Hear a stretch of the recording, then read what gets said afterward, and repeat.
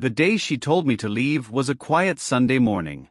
The kind of morning where the sun takes its time to rise, sliding gently through the blinds, painting the kitchen floor in soft gold. I was sitting at the table, a mug of coffee in my hands. The smell of toast filled the air. My grandson, Ethan, had just finished his cereal and ran upstairs to find his shoes. He always left in a hurry, little feet, full of life. That's when I noticed the silence. The kind that doesn't come from peace, but from something waiting to be said. She stood by the counter, Anna, my daughter-in-law. Her arms were folded, and she wasn't looking at me. She was staring out the window, lips pressed tight, as if holding a sentence she didn't want to say out loud. When she finally spoke, her words were almost gentle. Almost frank. I think it's time you considered living somewhere else. I didn't say anything right away. I thought I'd misheard her. The refrigerator hummed softly. The clock ticked on the wall. Somewhere outside, a lawnmower started. You mean move out? I asked, keeping my voice steady. She nodded, still avoiding my eyes. It's just, you've done enough, you've helped a lot. But we need our own space now. For the baby, for us. It's getting hard having 3 generations under one roof. For a second, I felt the ground shift beneath me. I'd been in that house since my wife passed away 7 years ago. My son, Daniel, had insisted I stay with him. Said I shouldn't be alone. Said the house was big enough for all of us. But now, those same walls felt smaller than ever. I looked at Anna, the woman my son chose, the mother of my grandson, and I didn't see anger in her face. Just discomfort. Like she was saying what had been rehearsed, maybe even decided long ago. Daniel walked in right then, adjusting his tie. He glanced between us, sensing the tension. Everything all right? He asked. Anna turned to him, finally meeting my eyes as she spoke. I told your father what we talked about. There was a pause.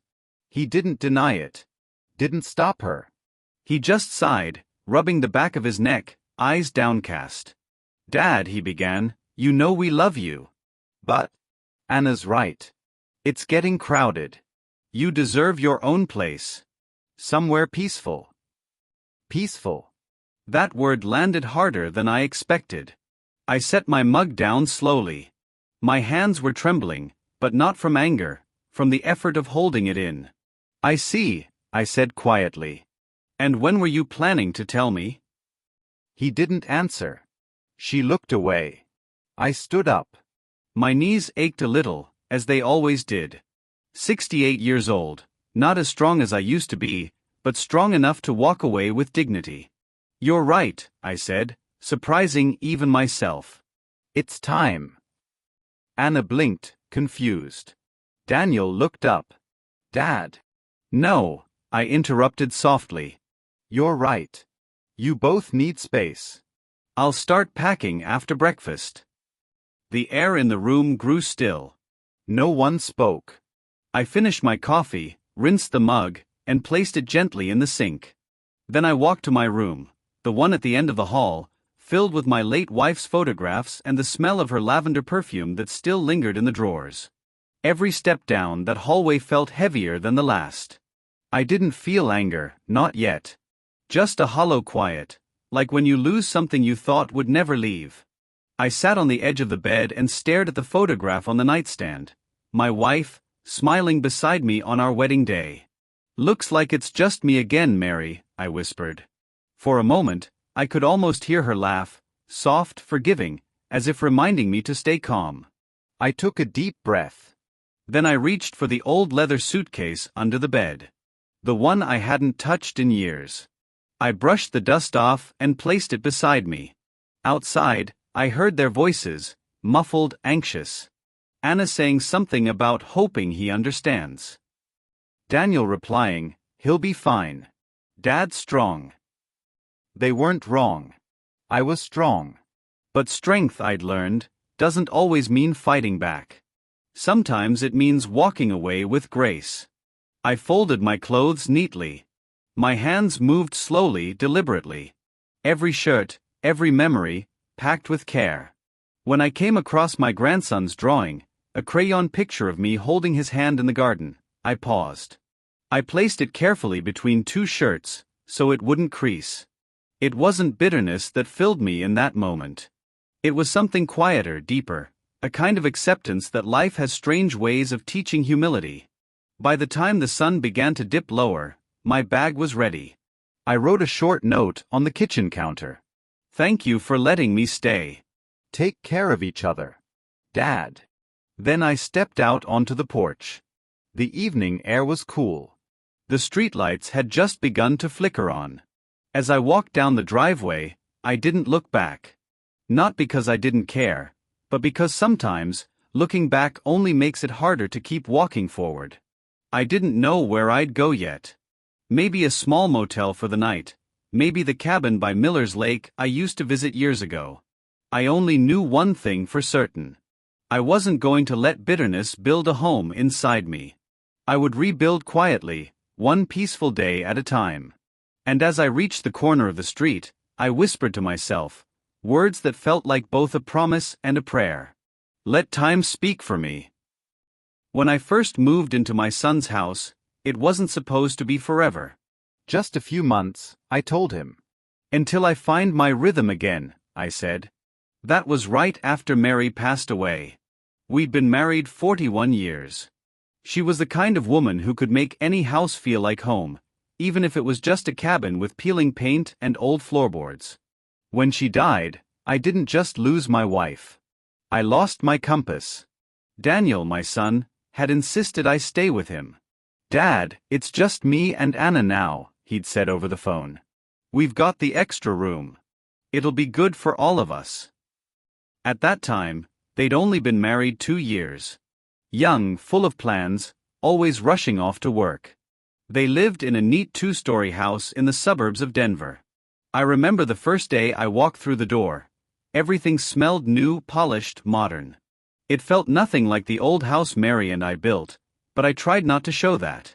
Anna greeted me with a smile back then. A little nervous, but polite. "Welcome, Mr. Turner," she'd said. "Frank," I corrected gently. "Just Frank." She nodded. That was our first exchange. Simple, harmless, like any beginning. Those early months were good. I'd wake up early, make coffee, water the plants outside. Anna liked her mornings quiet, so I'd keep to myself, reading the paper at the kitchen counter. When Daniel got home from work, we'd sit on the porch, talk about his job at the construction firm, about old cars, about the Broncos. It felt good, like I was still part of something. When Ethan was born, everything changed, but in the best way. That little boy brought laughter back into the house. I spent my mornings watching over him while Anna rested. I'd hum old songs, feed him from the bottle, walk him around the garden. I wasn't just a guest then, I was grandpa. And for a while, that title felt like home again. But time has a quiet way of shifting things. At first, I didn't notice it. It started with small things. Anna began rearranging the house. New curtains, different furniture, her style. I didn't mind. Change is part of life. But then, she moved my things. The photo of Mary that I kept on the living room shelf, suddenly, it was gone. I found it later in my room, leaning behind the lamp. "I didn't want it to fall," she said when I asked. "It looked a little old there." Her tone was sweet, but distant. Like she was trying to keep the peace while quietly redrawing the borders. I tried to stay out of her way. She had her routines, I had mine. Every morning, I'd make breakfast, eggs, toast, sometimes pancakes for Ethan. He'd giggle when I flipped them too high. Anna would come down later, already dressed for work. She'd thank me politely, but her eyes never stayed long on me. One afternoon, I overheard her talking to a friend on the phone. She thought I wasn't around. "He's nice," she said, "but it's like having a shadow in the house. He's always there." That word stuck with me, shadow. Not father-in-law, not help, not family. Just a shadow. I told myself not to take it to heart. People say things when they're tired, or trying to make sense of a situation. I'd learned long ago that reacting only makes things worse. Still, I began to spend more time outside. I built a small wooden bench near the garden. It became my spot: morning coffee, evening reflections. Sometimes Ethan would join me, handing me sticks and calling them magic wands. We'd pretend we were building castles out of air. That boy reminded me of Daniel when he was little.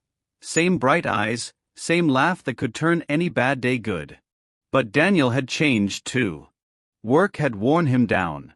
He came home later, spoke less, smiled less. And when he did talk, it was often to calm Anna down about something. The bills, the noise, the endless mess that comes with raising a child. I could see the tension building between them.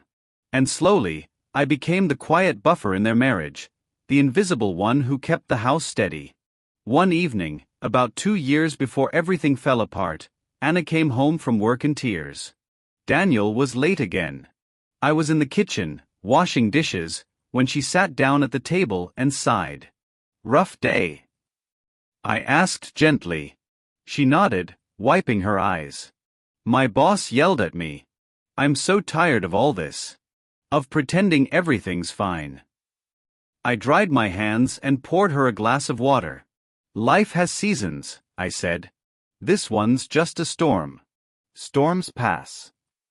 She looked at me, really looked, and for a second, I saw gratitude. "You always sound so calm," she said. "How do you do that?"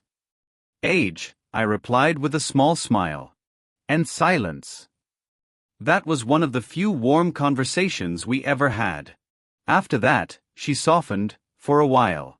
She'd ask me about gardening, about Mary, even about my old job as a carpenter. But like winter returning after a brief spring, her warmth faded again when life got busy. As the years went on, space in that house started shrinking, not physically but emotionally. I began to feel like a guest again. The dinners got quieter. Daniel started spending more nights in his office downstairs. Anna, more time on her phone. Even Ethan, now a young boy, had his own world: school, friends, cartoons. I didn't blame anyone. That's just how families evolve. But I could feel the distance like a slow leak in the heart. There were times I caught Daniel looking at me, torn, guilty. Once, when Anna wasn't home, he sat beside me on the porch. "Dad," he said, "do you ever think about moving out? Maybe finding a smaller place?" He said it softly, careful, as if testing the words. I didn't look at him. I just nodded slowly. "Sometimes," I said. "But not for long. I like hearing Ethan's laughter. Reminds me why I'm still here." He sighed and patted my shoulder. "You know we love you, right?" "I know, son," I said. "I know." But love, I realized later, doesn't always mean comfort. Sometimes love lives quietly, beneath decisions we can't control. As months passed, things grew colder between Anna and me. She stopped asking for help with dinner. She changed the locks on some drawers for safety. She even repainted the living room, neutral colors, modern, minimal. Everything that carried a memory of the old became invisible. And yet, I stayed calm. Because I had one quiet truth that kept me steady: storms don't last forever. I started walking every morning at the park. Met a few older folks, shared coffee, traded stories. There was a man named George, a retired war veteran with a calm voice and sharp eyes. We became friends. He once told me, "Frank, people like us, we don't fight with words. We let time fight for us." That stuck with me. So when that Sunday morning came, the one where Anna told me I was too old to stay, I didn't argue. I didn't raise my voice or plead my case. Because deep down, I'd already prepared my heart for that day. You see, sometimes, the hardest goodbyes are the ones you've rehearsed in silence long before they're spoken out loud. When people talk about betrayal, they often picture loud arguments, slammed doors, broken plates. But sometimes betrayal sounds like silence, soft, polite, practiced. It hides behind smiles, behind "thank you" and "we appreciate you," until one day, It doesn't need to hide anymore. That's how it happened in our home. Slowly. It began with the dinner table. Once, it had been a place of laughter. Daniel sharing stories from work, Anna talking about her clients, Ethan showing us his drawings. Then, one evening, I came down and found only 2 plates set out. "Oh," Anna said, startled when she saw me. "I thought you already ate." I hadn't. But I just nodded. "It's fine. I'll make something later." And I did, a sandwich, eaten alone in the kitchen while they sat in the living room watching TV. I could hear the faint sound of their laughter from across the wall. It didn't hurt. Not yet. But it left an empty space inside that I didn't know how to fill. After that, the pattern continued. Little things, barely noticeable if you weren't paying attention. The laundry that used to be shared now stayed separate. My coffee mug, once kept near the others, was moved to the back of the cupboard. Anna started locking her pantry, saying Ethan might sneak snacks. I knew the truth. She didn't want me touching her things. Daniel said nothing. And in that silence, I heard everything. Still, I tried to be useful. I fixed a leaky faucet, repaired the loose fence post, mowed the lawn. It wasn't for thanks.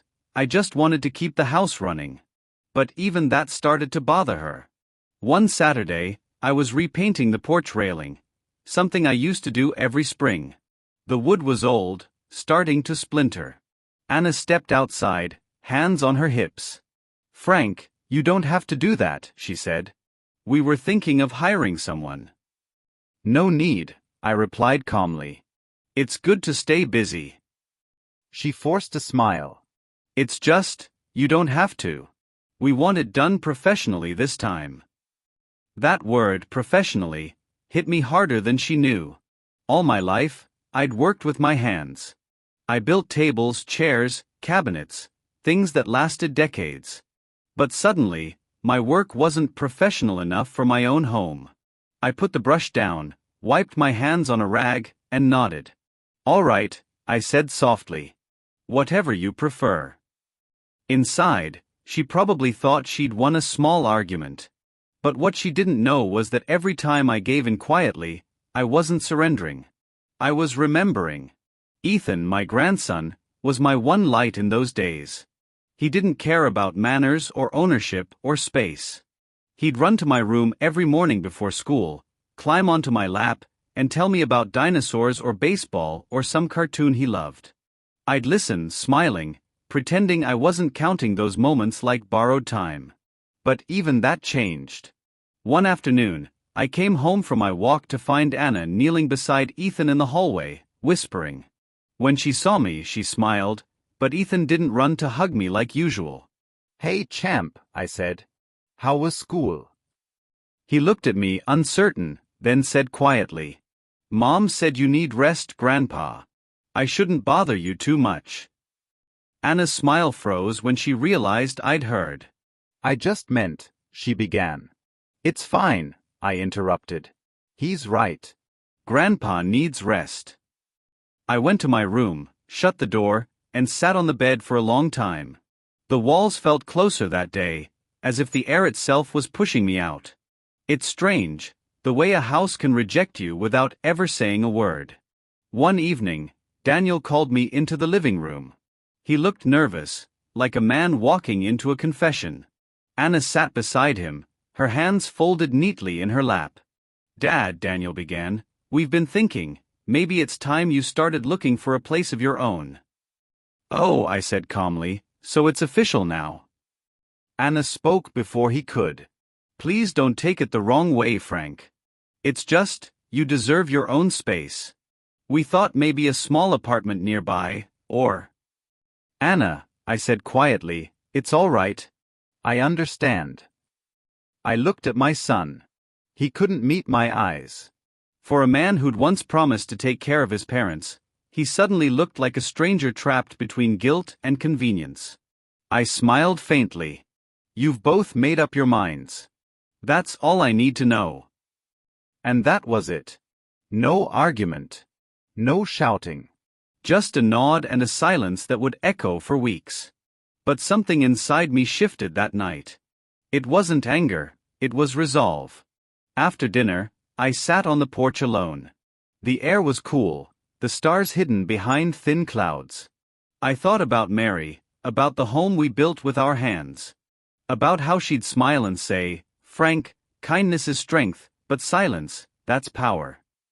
And for the first time in years, I understood what she meant. I decided then that if I had to leave, I'd do it on my terms, quietly, with dignity. But I wouldn't fade away into nothing.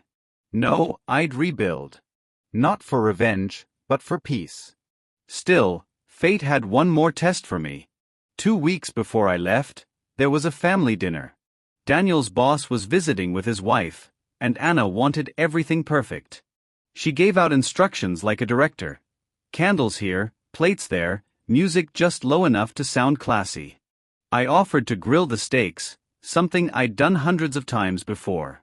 She hesitated, then said, "No offense, Frank, but I think we'll let Daniel handle it. You can just relax tonight."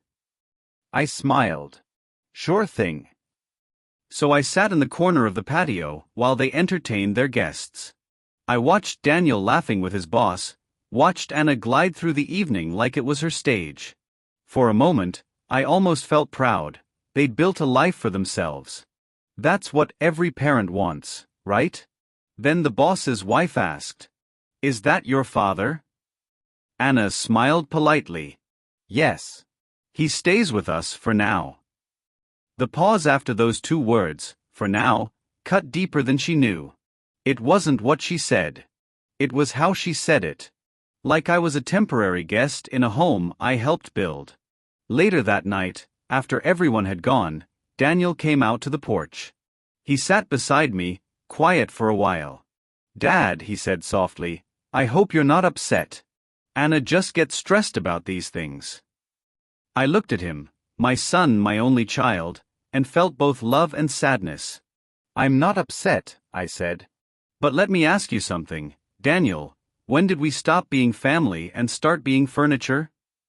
He looked away, ashamed. "I don't know, Dad." "Neither do I said, standing up. "But I think it's time I find out who I am outside these walls." The next morning, I visited George, my old friend from the park. He lived alone in a small cabin near Miller's Lake, quiet, surrounded by pine trees. When I told him what happened, he just nodded, not surprised. "You know what my father used to say?" he asked. "When they shut the door on you, don't knock. Build a new one." That line stayed with me. That afternoon, I withdrew a small sum from my savings, the one I'd kept since retiring. Enough to start over. I found a listing for an old cabin by the same lake where George lived. The owner was happy to rent it out cheap, said it just needed a bit of fixing. That was exactly what I needed, something broken to rebuild. On the night before I left, I walked through the house one last time. I paused at Ethan's room, watched him sleep for a moment. He looked peaceful, his small hand clutching the stuffed bear I'd carved for him years ago. I whispered, "Be kind, son. The world remembers gentle souls." Then I turned off the light and closed the door. In the hallway, I stopped by a framed photo, our family taken 5 years earlier, everyone smiling. I touched the glass lightly. Then I walked away. When dawn came, I didn't wake anyone. I left the note on the counter and stepped into the cold morning air. I didn't know what lay ahead, but I knew this: my story wasn't ending here. It was only changing chapters.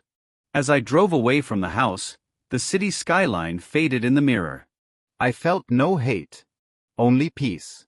Because sometimes, losing everything familiar is how life gives you back your dignity. I whispered to myself, "Let them think I'm gone. I'll show them what quiet strength looks like." And with that, I drove toward Miller's Lake, toward silence, toward renewal, toward the quiet kind of revenge that doesn't hurt anyone, but heals the one who deserves it most. When I finally stepped outside that morning, suitcase in hand, the air felt heavier than usual, like the world itself was holding its breath. I could hear birds somewhere far off, singing without a care, while my heart felt like it was learning how to beat again. The house behind me was quiet. No one came to the door. My son didn't stop me. Maybe he couldn't. Maybe he thought I needed to leave to find peace, or maybe he just didn't know what peace really meant anymore. I loaded my small bag into the back of my old truck. The same one I'd used for years, back when I used to drive to job sites with my lunchbox on the passenger seat. The smell of wood polish still lingered from the tools I used to carry. I sat for a while, hands on the wheel, eyes fixed on the house that had stopped feeling like home. And then, without a word, I turned the key and drove away. The road stretched long and empty.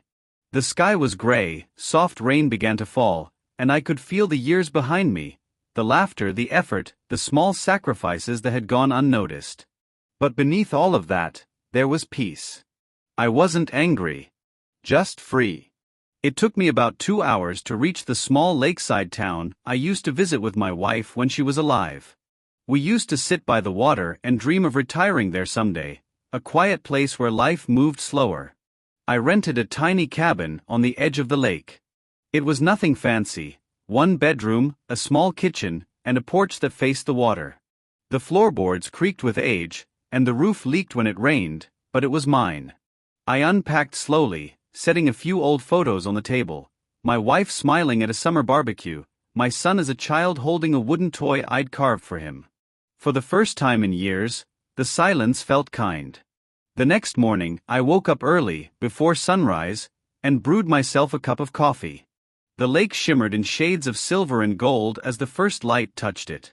The birds started their morning songs, and I found myself smiling for no reason. It was strange how peace could arrive quietly, without asking permission.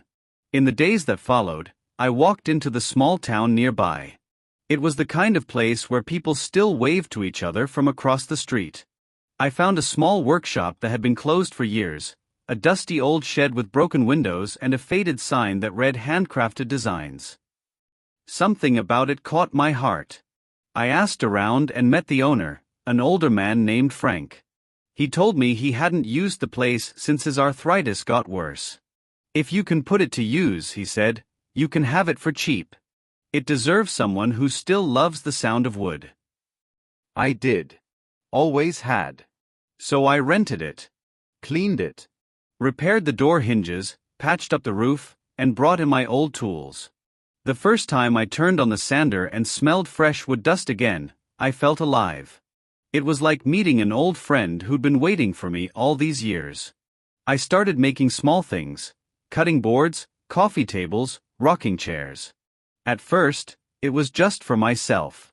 But one day, the owner of a nearby cafe stopped by. She saw one of my chairs sitting outside and asked if I'd made it. When I nodded, she smiled and said, "Would you make a few for my shop? People would love them." So I did. And soon after, more people came. Orders started to trickle in. A young couple wanted a dining table for their new home. A bookstore asked for wooden shelves. I worked quietly, taking my time with each piece, sanding every edge, polishing every surface until it felt right. One afternoon, a teenager from the cafe helped me take some pictures of my work and put them online. Within weeks, strangers from nearby towns were asking for custom furniture. I didn't know much about the internet, but somehow, people connected with what I made, maybe because I built each piece with patience. With the same care I wished people had shown me. One evening, as the sun began to set, I sat on my porch, watching the lake ripple in the fading light. I realized I hadn't thought about my son or daughter-in-law in weeks. Not out of bitterness, just peace. I had stopped replaying that painful moment in the kitchen. My heart had moved on. But life has a quiet way of circling back. It was late autumn when I got a call. The number looked familiar. It was my son. "Dad," he said softly. His voice trembled, unsure of itself. "How have you been?" I paused before answering. "I've been good, son. Really good." He sighed, and I could almost hear the weight in his chest. I saw the furniture online. People are talking about it in town. I didn't know you still had that kind of magic in your hands." I chuckled lightly. It's not magic. Just patience. There was silence for a while. Then he said, I miss you, Dad. Those words hit harder than I expected. Not because I'd been waiting for them, but because they sounded honest. We talked for a while, about small things mostly. Work.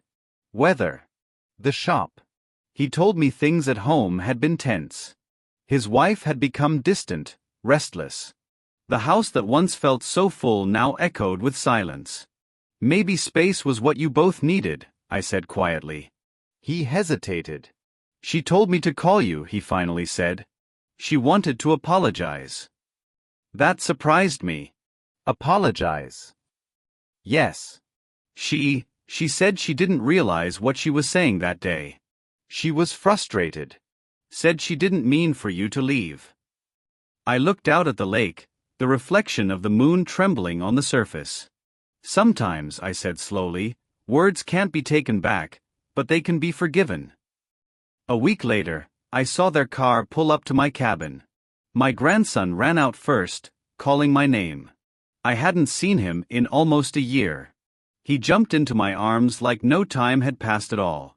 My son stepped out, then her, my daughter-in-law. She looked nervous, eyes down, holding a small gift bag. When she finally looked up, her voice shook. I'm sorry, Dad, she said softly. I was selfish. I thought I wanted freedom, but I didn't realize I was pushing away the man who made this family strong. I just smiled. You don't need to say more. The fact that you came here, that's enough.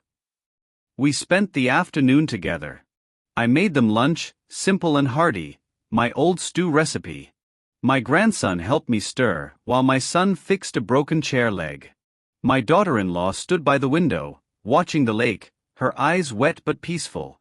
Before they left, she said, Your house feels warmer than ours, even though it's smaller. I smiled again. Warmth doesn't come from space, I told her. It comes from heart.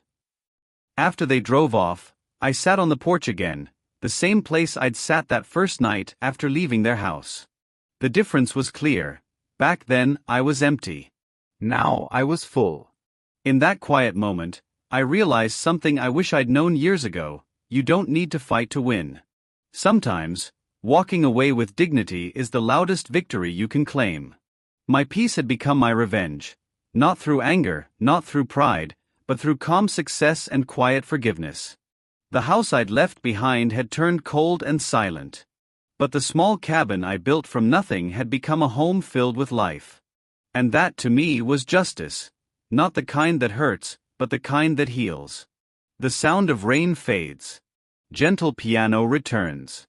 The narrator's voice grows softer, reflective. I didn't plan revenge.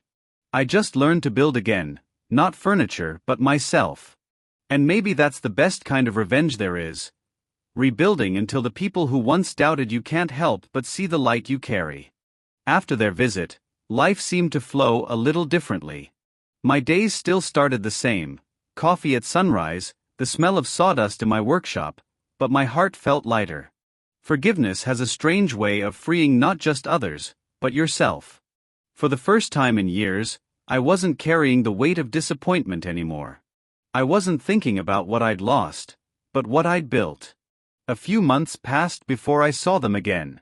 This time they didn't call first, they just showed up. I was outside sanding a chair when I saw their car pull up. My son stepped out holding a bag of groceries. Thought you might be running low, he said, smiling awkwardly. I smiled back. You remembered what your old man likes, huh? He grinned. Coffee and canned soup. I remember. His wife stepped out slowly behind him, carrying a pie she'd baked. She looked different, calmer, softer somehow. Maybe life had humbled her too. I noticed how she looked around the cabin like she was seeing it for the first time. There was respect in her eyes now, not discomfort. Still keeping this place tidy, she said quietly. I nodded. A man's home, no matter how small, deserves care. We all sat on the porch that afternoon. The lake was still, the light golden and soft. My grandson skipped rocks near the shore while we talked about everything and nothing. Their work, school, small-town gossip, the weather. Ordinary things, but to me, they felt like blessings. A few weeks later, my son began visiting more often. Sometimes alone, sometimes with his wife and child. He'd help me with small repairs, we'd fish by the lake, or just sit together without needing many words. He started asking questions about carpentry again, the same way he did when he was young. One afternoon, he picked up a block of oak from my workbench. "You still do everything by hand?" he asked. "Mostly," I said. "It's slower, but the slower things are made, the longer they last." He turned the piece of wood in his hands. "You always used to say that," he murmured, smiling faintly. "Guess I forgot." I looked at him for a long moment. "You forgot a lot of things," I said gently, "but you're remembering now." He nodded. "I think I am." That was our unspoken truce. We didn't need to dig up the past anymore. The silence between us wasn't cold anymore, it was healing. Around that time, something unexpected happened. A local news outlet reached out after seeing my furniture online. They wanted to do a short feature on the craftsman by the lake. I almost said no. I wasn't looking for attention. But my son insisted, saying, "Dad, people should know what you've built. You earned this." So I agreed. The reporter came one morning, a kind young woman with a notepad and a warm smile.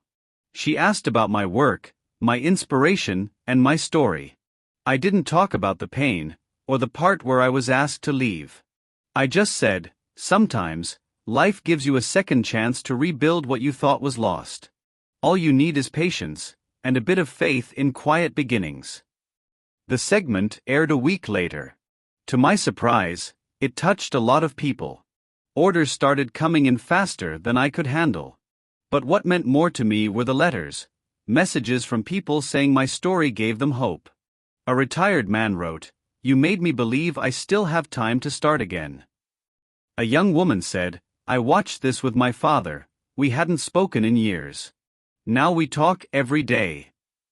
That night, I sat on my porch, tears I didn't expect filling my eyes. I realized something powerful.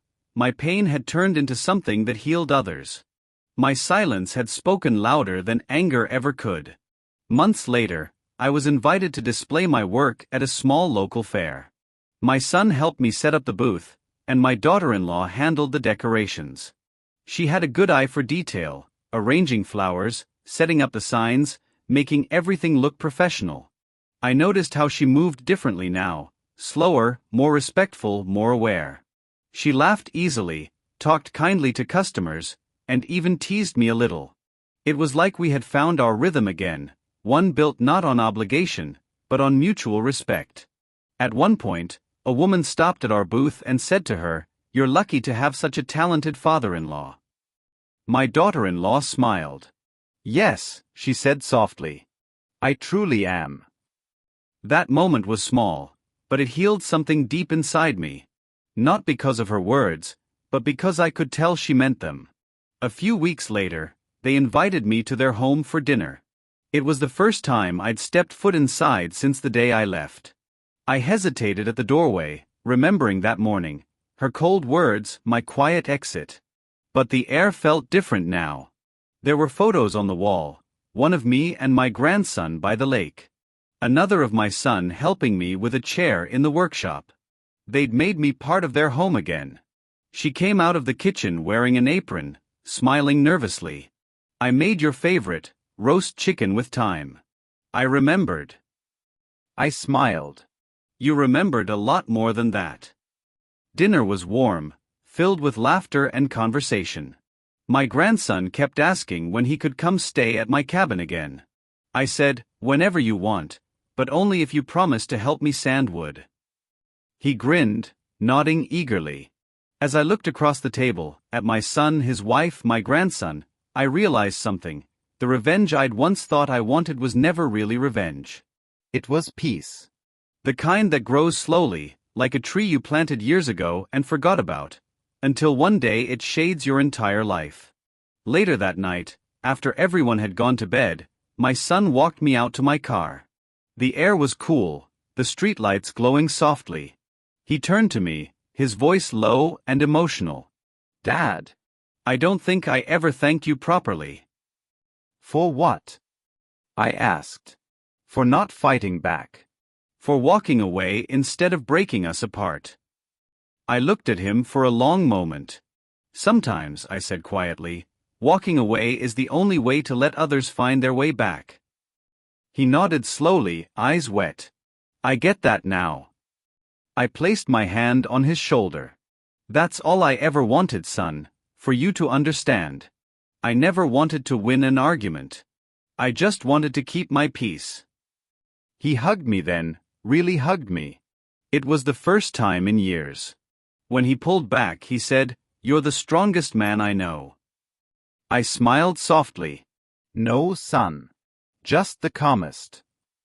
Over the next year, life settled beautifully. I kept working in my shop, teaching my grandson how to carve. My son came by often, bringing coffee and tools. My daughter-in-law sometimes brought food or flowers for the porch. We didn't talk about the past anymore. There was no need to. It had already done its job. It had taught us all something about love, pride, and forgiveness. One summer evening, as the sun melted into the lake, she came to me holding an envelope. "I wanted you to have this," she said shyly. Inside was a deed, the title to my cabin. "We bought it," she said. "It's yours now, officially. No more rent." Consider it our way of saying thank you." For a moment, I couldn't speak. My throat tightened. I looked at her, the same woman who once told me I was too old to stay, now handing me a home. "You didn't have to do this," I whispered. "I know," she said softly, smiling. "But sometimes the best way to make peace is to give back what we took." I felt a tear slide down my cheek. "You've grown," I said. She nodded. "Maybe we all have." That night, after they left, I sat outside, watching the stars ripple across the water. The moon hung low, calm and silver. I thought about everything that had happened, the pain, the distance, the rebuilding, the forgiveness. And I realized something simple: life always comes full circle for those who wait without bitterness. The seeds you plant in silence eventually bloom, even if no one's watching. The revenge I had never planned had turned into something far greater, a story of grace. As I watched the night deepen, I whispered softly, "Sometimes silence is the best revenge. Because silence doesn't shout, it teaches." And with that, I leaned back in my chair, listening to the gentle sound of the lake, knowing I had finally made peace not just with them, but with myself. It's been 3 years since that morning. The morning I packed my bags and walked out of the house that once carried my family's laughter. If you asked me now whether I regret it, I'd tell you, not for a single moment. Because leaving didn't break my family. It saved us. You see, peace doesn't come from proving yourself right. It comes from knowing when you've said enough, and when silence can say more. Back then, I didn't understand it. I thought walking away meant losing. I thought leaving that home meant I was being erased from their lives. But now I realize something much deeper. Sometimes, walking away is how you teach people the meaning of your presence. The cabin has changed a bit over the years. My grandson painted the porch blue last summer. My son built me a new workbench in the shop. My daughter-in-law, yes, the same one who once told me I was too old to stay, planted wildflowers by the window. Every spring, they bloom in soft shades of white and yellow. She said they remind her of forgiveness, quiet, natural, and real. Life has its own poetry when you stop fighting it. Every morning, I still wake before the sun. I sit by the lake with a mug of coffee, listening to the world waking up, ducks gliding across the water, leaves whispering in the wind, the faint hum of distant cars. It's funny how peaceful silence can sound when your heart is calm. Sometimes my grandson joins me, still half asleep, his hair messy, holding his hot chocolate. He once asked, "Grandpa, were you sad when you left our house?" I thought about it for a while before answering. "I was," I said softly. But I was more sad when I stayed. He looked up at me, puzzled. Why? Because sometimes, I told him, staying quiet in the wrong place hurts more than walking away. He didn't say anything after that, just leaned against me, sipping his drink, his small hand resting on mine. And I thought to myself, this is what peace feels like, simple, honest, and enough. A few months ago, I received a letter in the mail. It was from a man I'd never met, someone who had read my story online. He wrote, "I'm 65. My daughter told me I was a burden after my wife passed. I was angry, ready to argue, to fight back, but then I found your story. I decided to walk away instead. I started gardening, started painting again. You were right, peace comes quietly, and sometimes, that's the loudest victory." I folded the letter carefully and placed it in a wooden box on my shelf, next to my wife's photo, and the first chair I ever built. Sometimes I open it, read it again, and realize how far I've come, how something so painful turned into something so purposeful. I didn't seek revenge, but my peace became its own kind of justice. Because nothing confuses guilt like kindness. Nothing humbles pride like calm. And nothing heals broken families like time and silence. One afternoon, I was fixing a table leg in my workshop when my daughter-in-law came by alone. She didn't say much at first, just watched me work. After a while, she spoke quietly. "You know," she said, "I think about that day a lot. The day I told you to leave." I looked up at her. She was older now, but softer, wiser somehow. "I do too," I said gently. "But not with anger anymore." She nodded slowly, her voice trembling. I don't know why I said it. I guess I wanted control. I thought space meant freedom. But the house was never the same after you left. It felt empty. Cold. I didn't realize peace doesn't come from pushing people away. I smiled faintly. We all learn our lessons in time. She looked down at her hands. "You must have hated me." I shook my head. "No. I never hated you. I just hoped one day you'd see what I was trying to give. Not rules, not advice. Just love." A tear rolled down her cheek. "I see it now," she whispered. And that was it. No grand apology, no dramatic moment. Just two people sitting quietly in the workshop, letting forgiveness do its work in silence. Sometimes peace doesn't need words.